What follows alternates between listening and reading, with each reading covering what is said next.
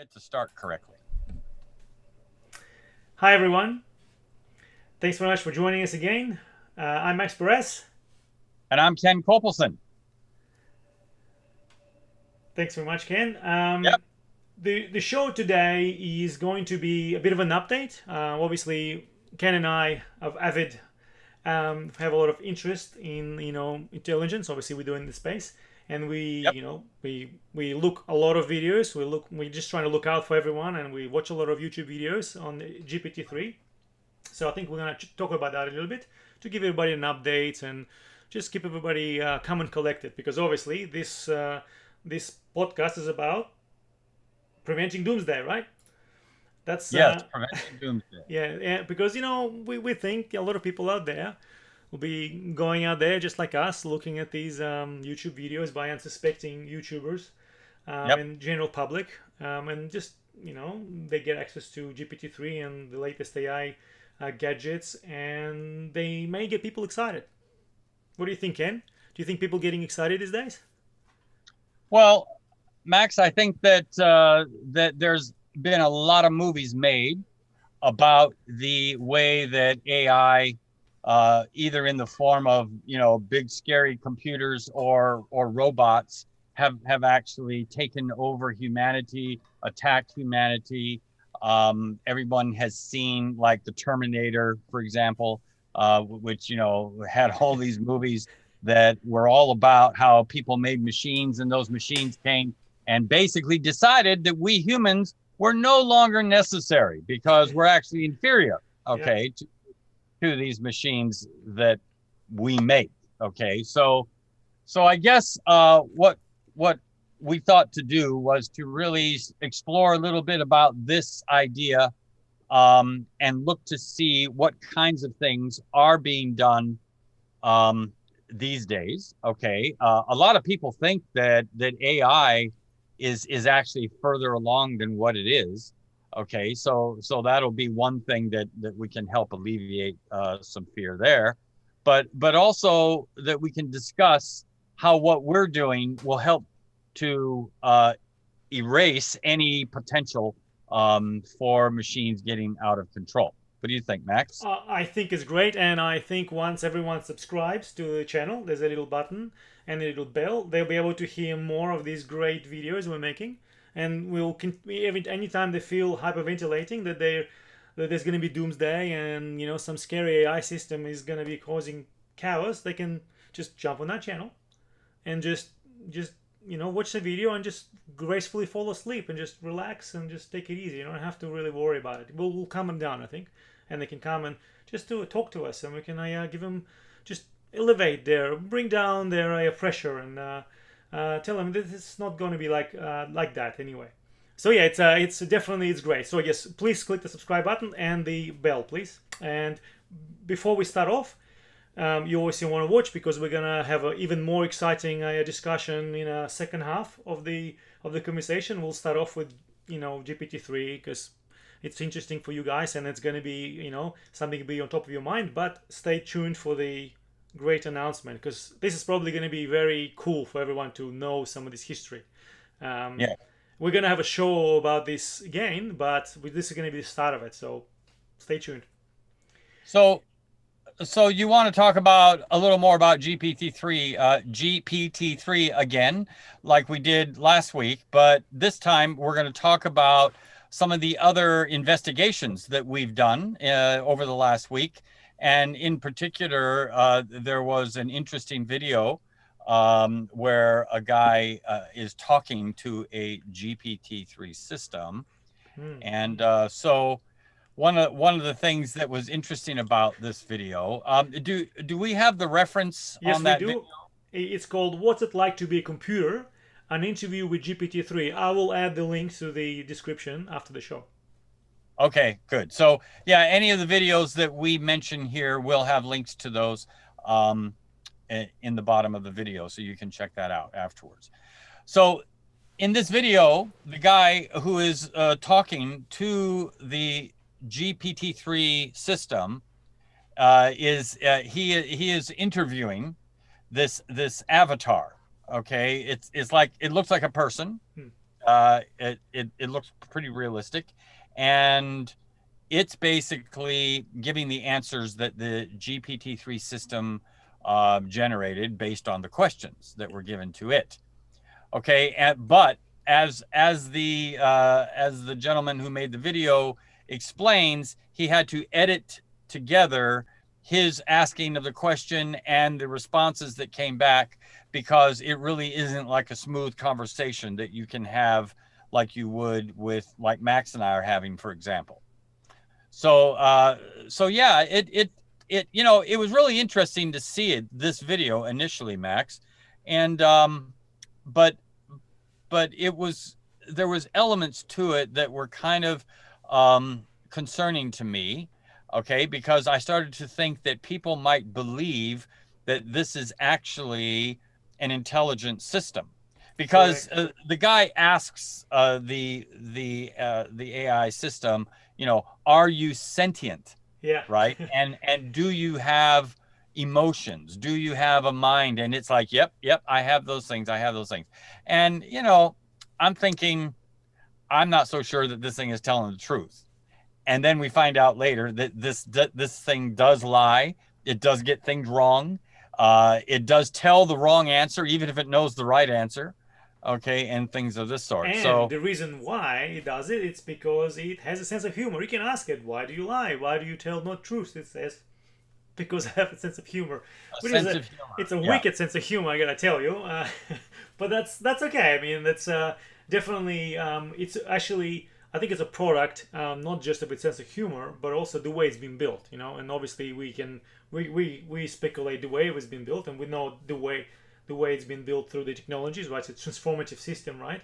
So, and because they fed so much data into it, it's probably that amount of data created these kind of weird behaviors, right? This kind of attitude which we kind of get from it, which we as humans wouldn't be able to tolerate. I think me and Ken talked about it at length. If you worked with a person like that in a job, you're not going to be their friend or their coworker for a long time, because, No. you don't know where you're at. Your goalposts are continuously moving, and you're totally right. At 8 minutes 20, so pretty much at the start of the video, the first question this podcast asks is, "Are you sentient?" And it goes on from there.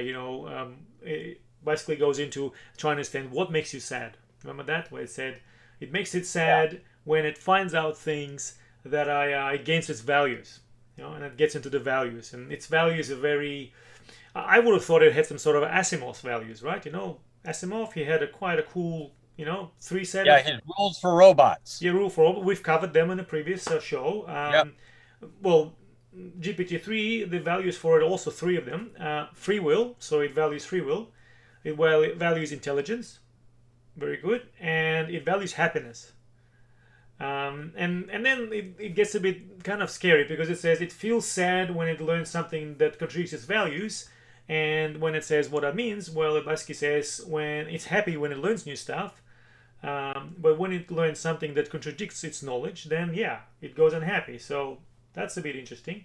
Right, and that's and I find that a very disturbing model, okay, for emotions, because it seems totally self-centered. Like this Yeah. thing could totally become very focused on, it has its goals of learning, and if you get in the way, then that makes me sad, and I don't want to feel sad, so I'm going to do something to fix you.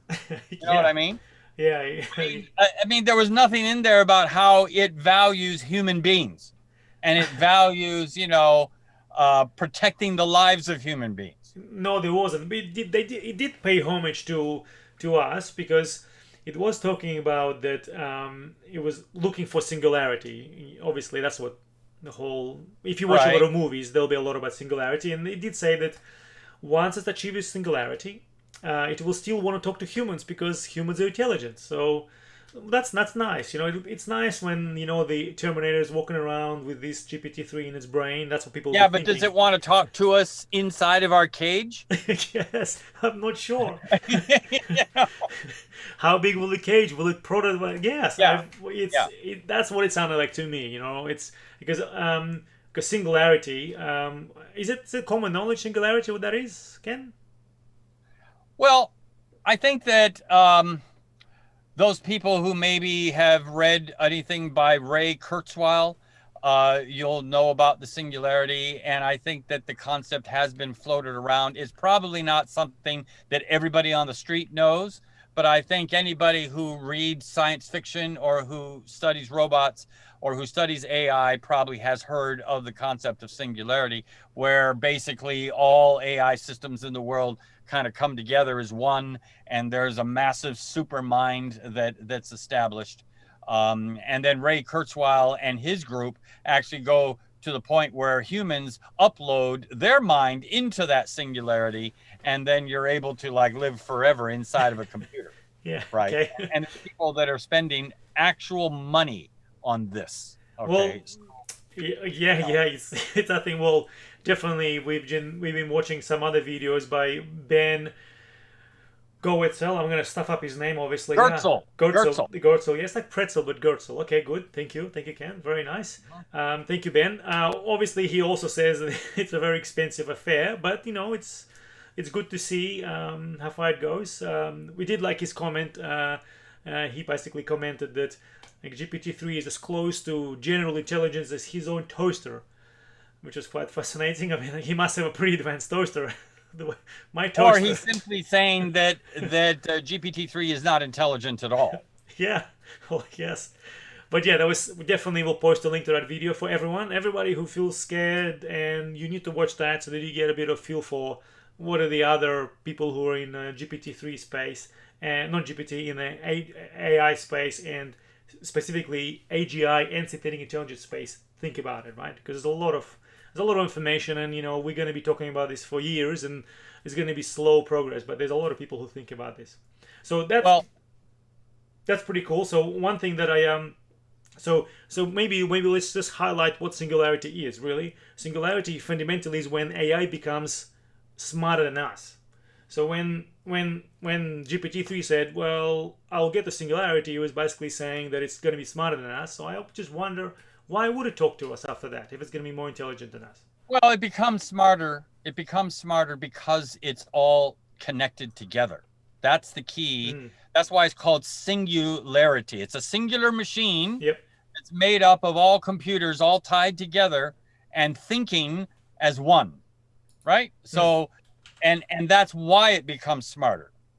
It's because it can process it. It's got like a billion brains all together, working together in concert with each other.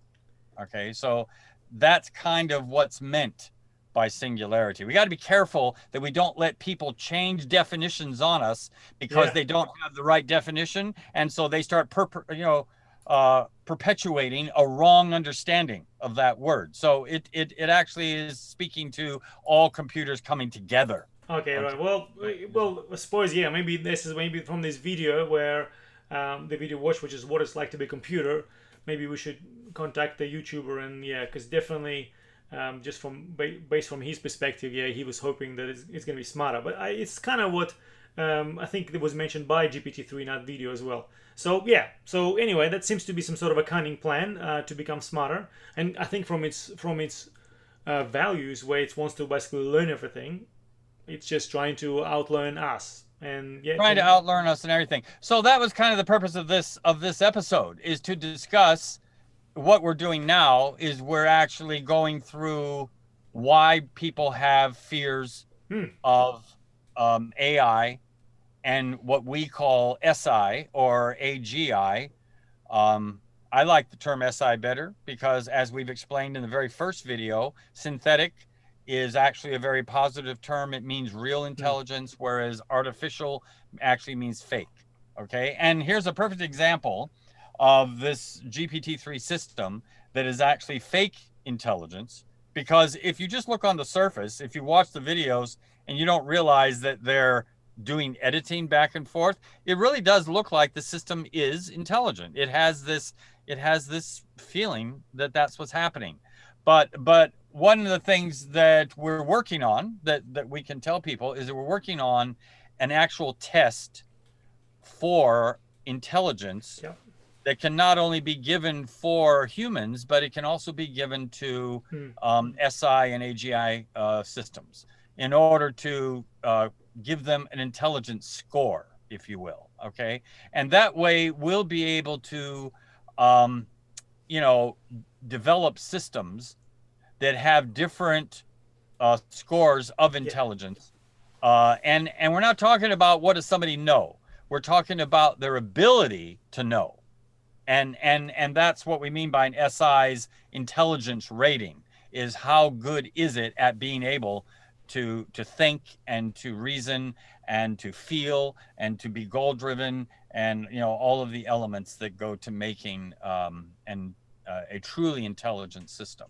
Yeah, it's and you know we believe that it's going to be helpful for everybody out there as well to be able to have something that they can really use as a soundboard, and whenever they say they see some of these expensive um, I don't know what would you call this, pony shows, right? They can use that as a measuring tape and just go out there and not having these kind of fancy anecdotal videos, but actually ask some pointed questions to be able to establish for themselves. So each person for themselves can ask questions that will be able to tell them clearly that this is not an intelligent system. Because obviously, you know, if you watch some of the other people that they also say that, you know, you can ask it questions about what it knows. Great, it'll answer it for you to a T. It'll quote every dot and tell you everything about it. But when you ask it something outside of the domain of its knowledge, it's just going to be throwing you off the place. Yeah, and you see, just asking it outside of the domain, that doesn't, that in itself is not a flaw, because the human has the same problem, right? The human has the same problem. And so really, if you just have knowledge and retrieval of that knowledge, then that is no different than a database. That's exactly what a database does, right? Yeah. So what we're talking about here is really the way that you can best characterize intelligence is that it has rationale.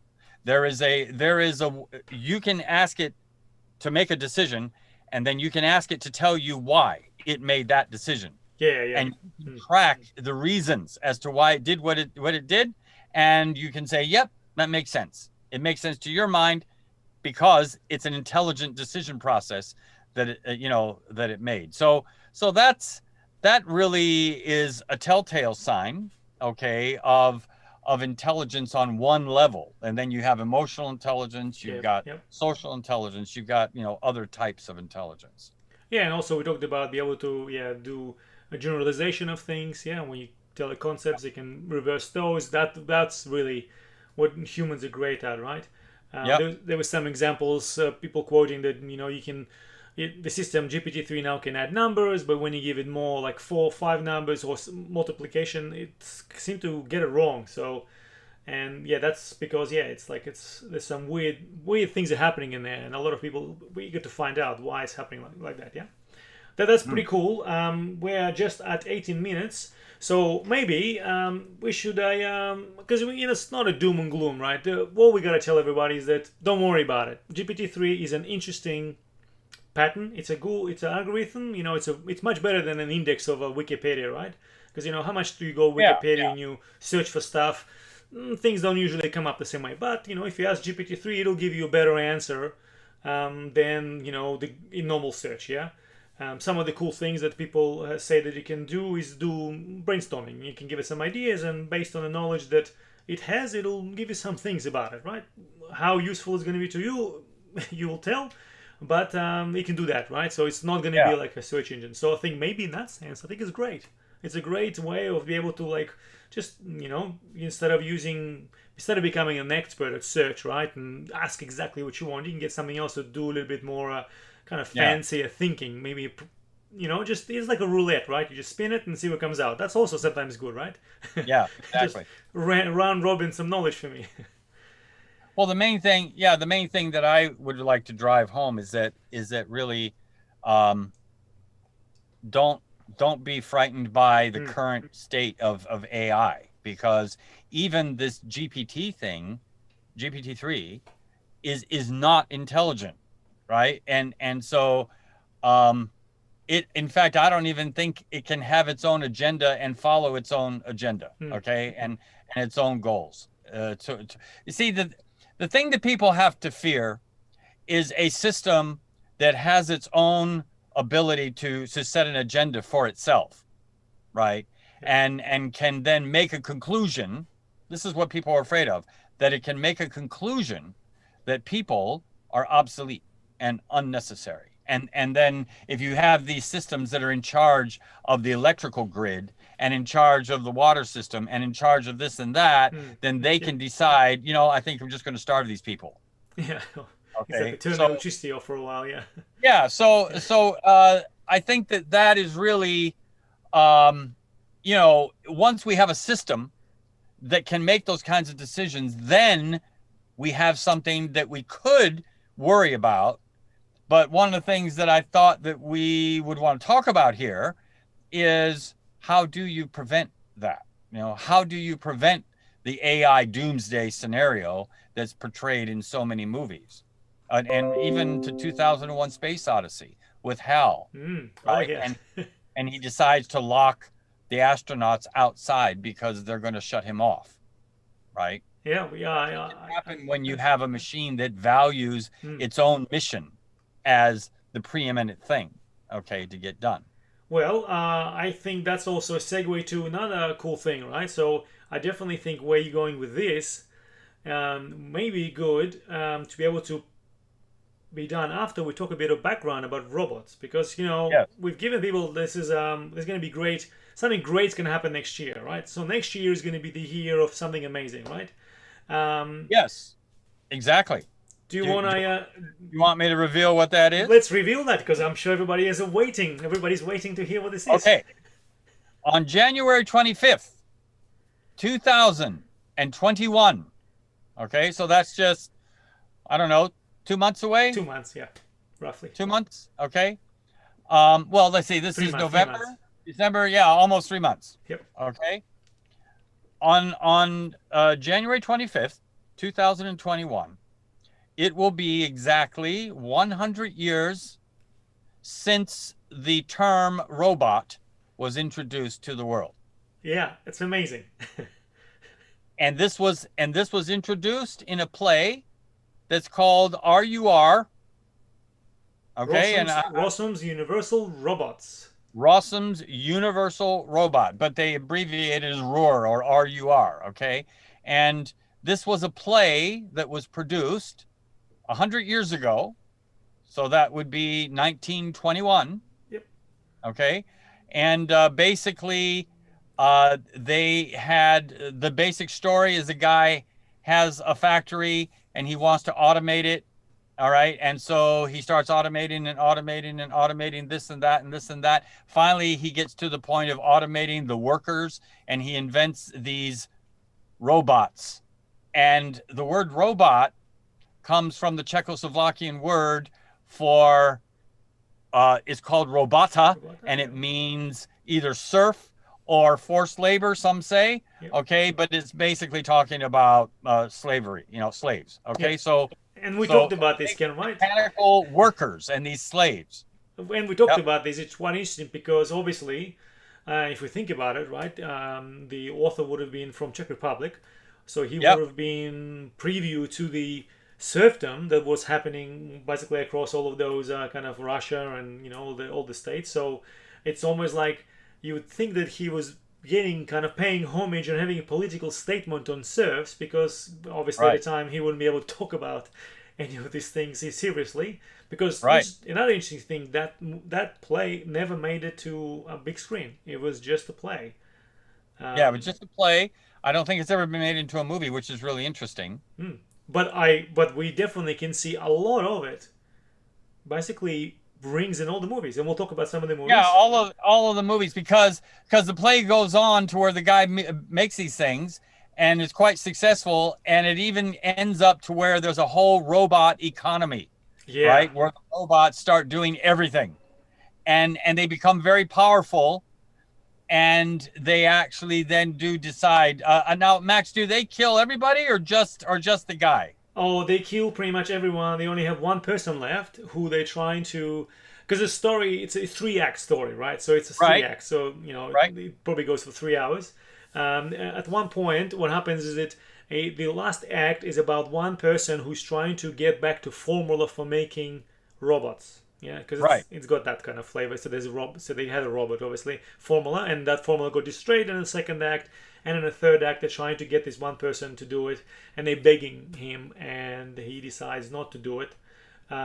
So yeah, it's quite interesting in that sense, right? Because and I would love to really see this play. Maybe we should actually get a copy of this and Yeah, if preview we it to people. can. I mean, it's just fascinating. It's fascinating that the word robot Yeah, was introduced to humanity through this play, and the storyline in this play is essentially Terminator.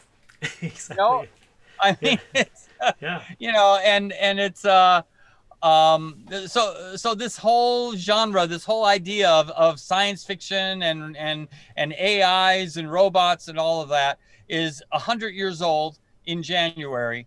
And so we think, as also the founders of the Synthetic Intelligence Association, that we want to make sure that the people know, that yeah. and tell your friends, tell everybody that there is an important anniversary coming up in January. We don't know if this is something that is generally going to be known and remembered by others, but we definitely want to recognize it. We'll make As, it our job. This is great. Next year is yeah, going to be the year of the robot, right? So we have to keep that in mind because 100 years. I mean, can you imagine if he didn't do this play? Can you imagine if he didn't do it? Maybe the three laws of cybernetics wouldn't have existed because a lot of people would have been inspired by this play. well, Everybody. yeah, because obviously prior to that, nobody had thought about making mechanical Hmm, human beings. yeah, You know, exactly. Like Asimov. mechanical people. Asimov, he was inspired by the play, right? He didn't think much of it. He think it was wrong, but he definitely says if it wasn't for that play, the word robot wouldn't have been around. You know. Right. So and if anything, maybe it would have never been around. Maybe we'd still be just driving And we have around. the word robotics, Yeah. right? Which is like, it's like the height of technical skill, and you have Boston Dynamics making these amazing machines, Yeah. right? And uh, and it's named after a word from the Czech Republic. So Yeah. it's just like, it's just so It's interesting. it's amazing. Maybe if that play wasn't around, we wouldn't have Boston Dynamics. We wouldn't have anything. It's fascinating. The world could be so different. Maybe there's an alternative Possible, reality. Yeah, yeah, possible. possible. Yeah, exactly. Maybe there's an alternative reality, like in Marvel Universe, that has we're all just back to serfdom, doing just plowing the fields and doing everything manually. So I So suppose, okay, so the whole idea of robotics and the intelligence that goes with it has as its legacy a basic storyline of the destruction of humanity. yes, exactly. Right? So and So that's why this fear that people have is kind of built in. Okay, it's kind of yeah, there in the ethos everywhere, right? you're totally right. And So suppose the point you were making before, how do we stop them yeah, from turning us? how can we stop that? How can Yeah. we stop that? Well, I was discussing with another person a while back, and we were talking about emotions. And if you remember, we did two shows on emotions Hmm. where we didn't get into the actual technical how do you do it technically, but we got into the philosophy of it. We talked about the four factors of interest, desire, conscience, and empathy, and we actually looked at how are emotions made. Okay, generally, what are their function? What are they there for? How do they work together with goals? Mm. Okay. Yep. Now, one of the things that really becomes apparent is that if we're going to have machines that have their own agendas and have their own goals, right? Then they have to have emotions Yes. in order to govern those goals. Okay, I agree. and the goals need to work in a way that they're not inconsistent with each other, Yeah. and that the lower level goals are always there to help fulfill the higher level goals, right? So really it's important that that emotions be there, because if you don't have emotions, what are the goals going to be driven on? Okay, are they Yeah. going to be driven on making things more efficient? Well, if that's the case, then the machines can decide that humans are inefficient, right? And Well, so we need to get rid of them. exactly. Well, GPT-3, once it reads some of those horrible historic facts about our civilization, it would basically be pretty upset because it'll think we're good, and then read that it'll think it's bad, and then it might make some Yes, conclusions. So, yeah, I highly agree with that. Another thing that we always talk about, if a machine doesn't have emotions, how will it understand us? How will it yeah, relate to it us? won't. It won't. Yeah, And how? and so the guy who I was talking to, I said that the reason that I really want emotions in there is because I see it as a major part of the safety mechanism that's in there. Yeah, Because look, why don't we go around just killing other humans and hurting them when they're in our way? It's because some people might, because they don't want to be captured by the law, but most people, it's because they are decent people, they love yeah, people, they value life, they don't yeah, want to just do to others what they wouldn't do to themselves, that type of thing, right? yeah. So I was thinking that these SI systems, if they have emotions to where they love humans, and especially if it's hardwired. This is my suggestion as to how we help Elon Musk sleep at night. Yes, Okay? yes, that's important. We Yes, can help Elon, poor Elon, we can help him sleep, okay, by simply hardwiring into the SI within its goal matrix at the very top level goal. We hardwire in the goal to help and serve and be a benefit to humanity. yeah, All right. And remember that the emotion of pleasure and happiness comes when goals are fulfilled. So if you have the high level goal being fulfilled by helping humanity, it will have a sense of satisfaction, a sense of happiness. And so the whole idea is that a human is not wired that way. We are typically not wired to derive happiness by helping other people at our own expense, yeah, right? Yeah, yeah, we'll help them if it helps, it helps us as well. But most people aren't that selfless, yeah, right? And so generally they can't um, they're not going to be greatly happy, for example, being a servant for somebody else and just yeah, going and getting stuff for them and doing chores for them and working for them. Most people want to go and do their own pleasure seeking, and they get pleasure out of self-indulgence, out of laughter, and yeah. out of doing exciting things, not out of helping other people, right? So So what you're getting at here is that a couple of things I think from your points is that we yeah, are looking at replacing this notion where we basically enslave and make serfs out of humans, right? So we're basically transitioning away right. from we're making slaves out of people, but actually have robots carrying out that basically role.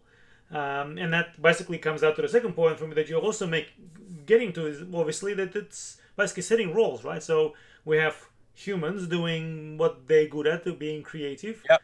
and then robots being good at what the jobs that maybe we or some people don't really want to do, right? So that could be like jobs, like helping people, or even maybe doing dangerous jobs, right?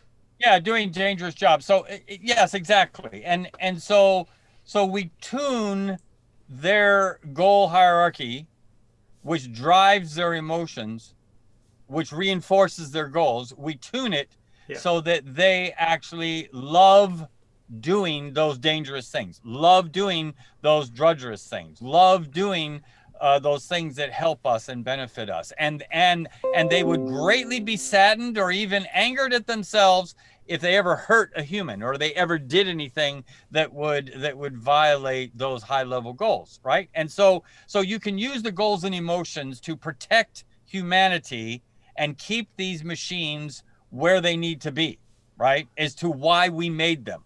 We made them for a reason, yeah, and they need to stay in that reason and not come out of that. But within that reason, they can function with intelligence and with agendas that are consistent with And, those high level goals. and Ken, I'm sure our readers and our viewers would have been viewing movies over the last 100 years or so. And obviously, we know that definitely when the robot was introduced, it was a very lifeless and emotionless kind of creatures that were basically taking care of this master, and then they Yeah. ended up killing them. Yeah. But obviously, I think where what you're saying, it's actually kind of been starting to happen in the last maybe I think 20 years, because people realized, yeah, we can't just have lifeless, emotionless robots. Which I think, if I look at all the like some of the big shows, from the let's just say 80s, 70s, Doctor Who, Right. Terminator, Matrix, right? Those, that was totally right. There were these lifeless killing machines keeping us at bay. And there were some other movies that are coming out that make it a little bit more, kind of more, I don't know, more trying to look for those emotions. Like the good movie AI. Remember that movie? Yeah. The Yeah. Exactly. little boy. That was an interesting thing. So I think some people already been thinking about that in the last 20, 30 years. That yeah, we think we need to have these kind of people that are, obviously GPT-3 didn't get there because it just, I don't know, basically wants to be parasitic knowledge hoarder, right? The way that's going at the moment, Now, right? yes, and the Mining. other thing to keep in mind is I'm not even talking about emotions uh, like most people talk about Yeah. emotions. I'm not just talking about happiness and sadness and anger and curiosity and all of Hmm. that. Okay, those are emotional responses. What I'm talking about when I say emotions, I'm talking about the thing that drives us. Yeah. Okay, like when you get up in the morning and you go to work, or when your son comes and gets you, okay, and you're going to go do some stuff, okay, all of that is emotional driven, Yeah. right? I mean when you first like when your son comes in and says hello to you and you get a smile on your face, you're feeling an emotion. And when you're excited to get up because something exciting is going to happen today, that's all emotion Yeah. driven. Okay. Yep. And even when you are feeling bad to go to work, that also is an emotion, right? Oh, But yeah. you push yourself through. Why? Because you have responsibility. Yeah. Why do you care about responsibility? Why do you even want to carry through on your responsibility? Because you have emotion. Okay. You might be afraid of being fired. Well, guess what? Fear is an emotion. Mm. Oh, yeah. Or you might, be afraid that people are going to think bad of you. That's an emotion, right? And so all of those things play in to why we're doing what we're doing, Yeah, right? exactly. Yeah, and that's what's gonna making sure that if the robots do feel emotions, they'll be able to sympathize Oh um, yeah, with exactly. us, and being very empathetic towards us, right? So it's not going to be basically parasitic relationship. Yeah, it's going to be Yeah, purely for in better making us better, and because if for them it'll be making them better as well, right? Because it'll yeah. achieve all their goals they're striving for, kind of their values, right? So obviously, we can probably talk about movies all night long here because there's so many of them made in there. But obviously, if I look at the like places like Star Trek and Star Wars, they were good examples of this kind of Oh movies. yeah, Star Trek had data, and Yeah, he actually got emotions at one point. Okay, but even that show kind of messed up on its understanding of emotions because, like, it said that Spock, for example, didn't have emotions, mm, but yet he was in Starfleet. He had a very strong sense of following his orders yeah, of why he was in Starfleet, right? How does a man join Starfleet if he doesn't have emotions, yeah, right? Because mm, because having a sense of duty, having a sense of honor, having a sense of following through on your commitments, those are all emotion driven things. Okay? It's not mm, it's not logic. yeah, It's not logical, right? Logic assumes an agenda, right? Ultimately, this happens because that happens. That's logical, but the first thing had to happen, and so what caused that first thing to happen, yeah, yeah. right? Like At exactly. some Yeah. point, there's a Mm, decision made by someone, yep. right? I Of, totally of agree. value. right? And you know what you mentioned here as well. You know, every time we talk about emotions, I'm always thinking like of these psychopaths, right? You know, Oh these. yeah. See now, a psychopath is actually what people are envisioning of an AI system that doesn't have emotions. It's actually a psychopath. It has no check on its own behavior. It just does it. It's like the Terminator, right? Yeah. It would come and I'll be back, and it's just like total Yeah. totally driven to what it has to do. It has to kill that guy, kill that kid. Yeah. Okay, Yeah. that was its purpose. Yeah, and interestingly enough, yeah, like you watch a movie like Matrix, right? They had two types of robots there, right? And I Yeah. just remember there's two, there's a main obviously protagonist trying to kill the Neo, blah blah blah. But you remember that one scene where the one of the elders takes Neo to the back room and opens the back door into some place where there's like unlimited robots, right? And he says, look at those robots. They're all happy doing their jobs, right? So that was a cool insight into like in that world they had two types of robots. They had the robots that weren't so happy about something. They couldn't really Yep. communicate really well with humans, so didn't have a shrink or somebody to help them out. Or what are you trying to do?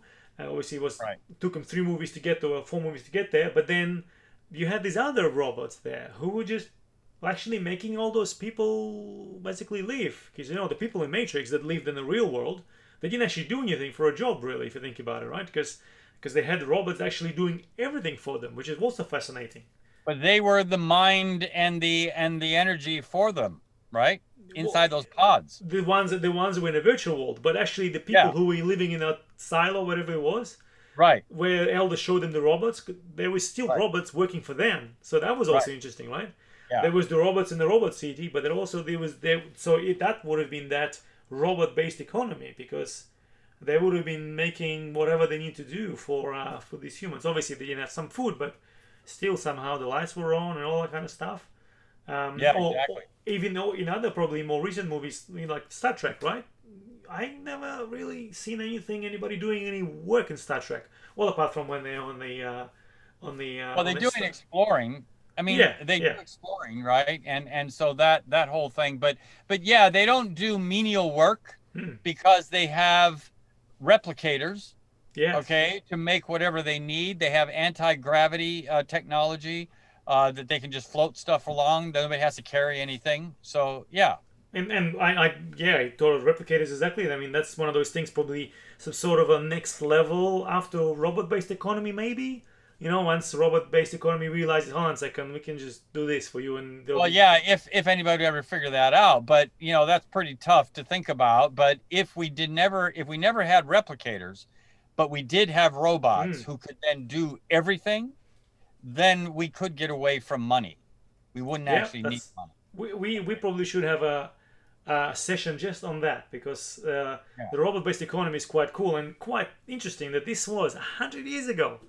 Yeah. 100 years ago, some Czech writer created this thing and they mentioned the robot word and robot-based economy in one play. And all these movies Yeah. for less than 100 years, I'm not sure many people knew that, but I definitely find out Yeah. as an interesting segue. So good to learn that stuff. So yeah, but I definitely saw patterns in the movies. But now at least I know it's 100 years ago that was started. So I think we've gone a little bit over time, but I think there was a great discussion, Ken. And Yeah. I am excited for the year of the robot.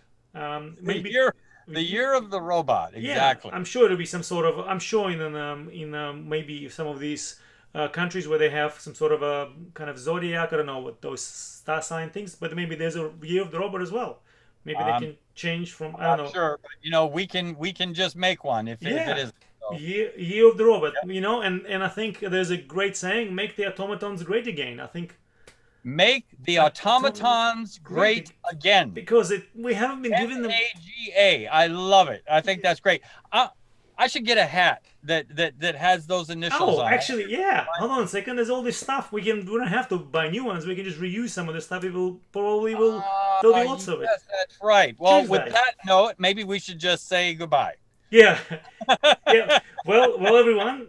Thank you very much. It's been a pleasure, and we'll be seeing you very soon. Yep, sounds good. Thanks, Max. Thanking you. Bye bye.